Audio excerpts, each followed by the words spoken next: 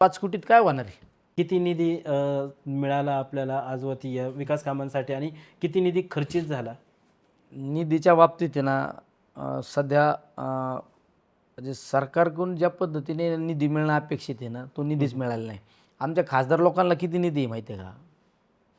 स्वतःचा खासदार फंड म्हणलं तर 5 कोटी रुपये. बरं. अरे 5 कोटीमध्ये 6 मतदारसंघ सांभाळायचे आहेत. 5 कोटीत काय होणार आहे? हं, हं, हं.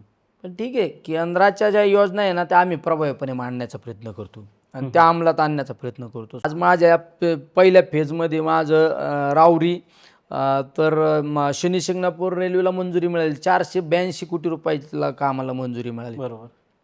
माझा टोटल संभाजीनगर ते पुण्यापर्यंत रेल्वेला एक 3,500-4,000 हजार कोटी रुपयाला त्याला मंजुरी मिळेल. आम्ही ज्यावेळेस गावागावात जातो ना, काही लोकांचं मागणं असतं का आम्हाला एखाद्या शाळेला कंपाऊंड द्या.